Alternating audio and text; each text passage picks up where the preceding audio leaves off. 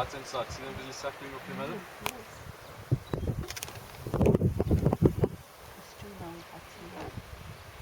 The males, just you can speak daddies, I'm not bothering. No.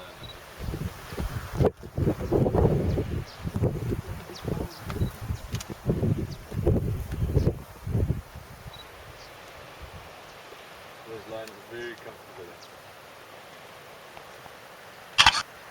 Females are a little bit thin, they're hungry. They're in good condition though, they're not in poor shape.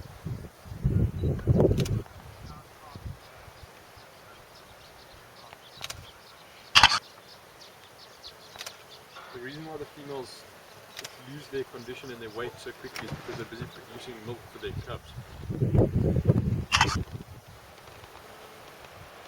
So this is a very, very energy-rich substance milk, so it actually just saps their body's reserves completely, very quickly, and these cubs are ravenous of it. And how often do they feed them? Sorry, hunt rather. Oh, as often as they get an opportunity, eh? They hunt mostly at night time. They're predominantly nocturnal animals, so they'll spend the entire day over here unless something drastic happens. They sleep. Look at the male sitting up over there, eh? Beautiful animal. Got some bed here. So they sleep for 16 to 18 hours a day, no problem.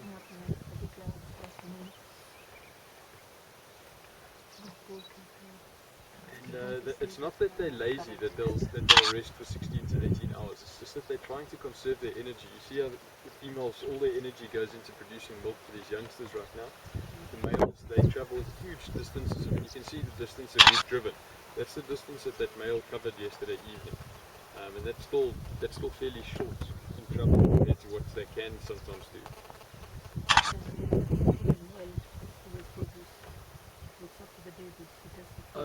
No, either or. There's a baby cub. There's no strict division of labour down the line there. But they'll conserve their energy like this for the entire day basically. They'll just lie here, they'll rest, they'll take it very easy. We just south of a water point, we're about 500, 600 meters south of a water point. So there should be quite a bit of game activity over here, and hopefully with the wind it works in their favour. You might actually even find animals wandering straight into this group of lions over here. So even though they hunt predominantly at night time, if they do get the opportunity during the day, they will definitely take something out. And the reason why they move around mostly at night is that's when they stand their best chance of not actually being spotted by potential prey items.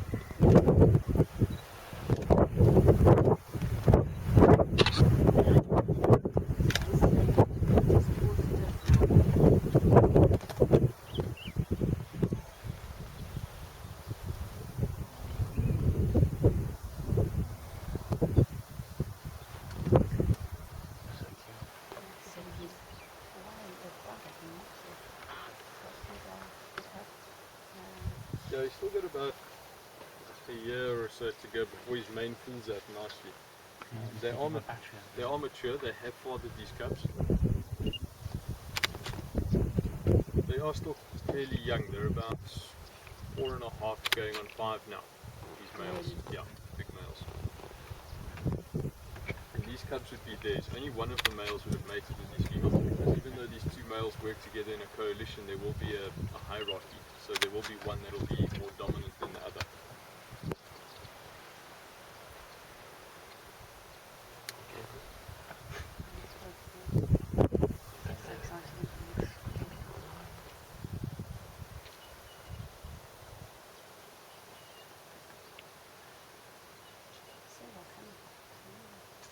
Beautiful, and if you look at the cubs, they've got that wonderful stripe and spot pattern on their legs. See that?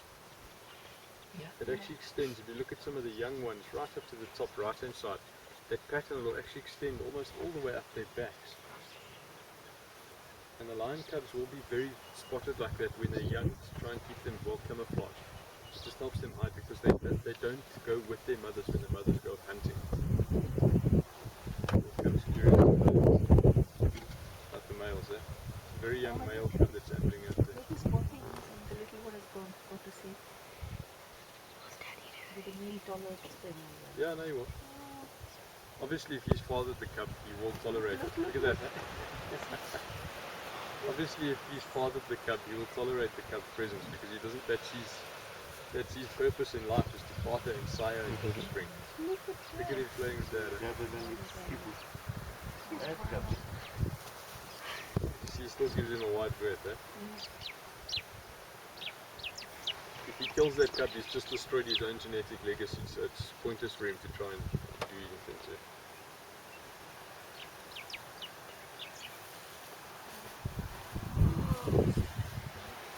Don't worry, he's just ambling over the ship. It's a little bit worse for wear, that line. Like he's taken a few swats in the face. Not this one.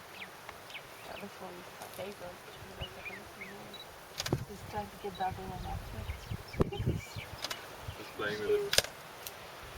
Beautiful thick mane, lovely long hair. Nice for a little cub to play with.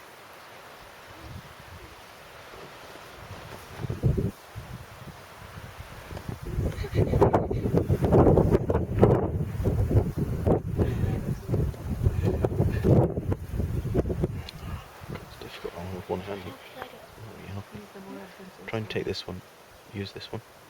Use this one with both hands. Yeah, and the way that cub was busy playing shows you that he's in good condition. If he was in poor shape, he wouldn't be So jumping you around and playing use like your that. fingers He's to very zoom in. lethargic. And he's also more adventurous than the others. Yeah, they all each have their own personalities. And the cubs will share a dominance as well around the mothers when they suck on milk. No, So you'll it's see better some of for the me to big use it. ones, they'll pull the small ones off the nipples and the teats and that. And it can actually be quite painful for the lionesses because I don't know if you guys have all felt a cat's tongue before, how rough it is. Very, very rough. These things, they've got like basically industrial sandpaper for tongues. They can literally strip flesh off of bone with their tongues. And when the cubs drink, they actually take all the fur off around the nipple over there. So you can actually see a lioness when she's lactating, she'll have these big bald patches around her teat sucker. And what happens is when the cubs are busy suckling, if there's some young cubs that are busy suckling and there's an older one or a bigger one that's trying to get into the teat, he'll try and pull that cub off. And he'll bite down and grip onto their teeth to try and obviously stay on there. And it hurts the female quite a bit. So sometimes you'll check these females, they'll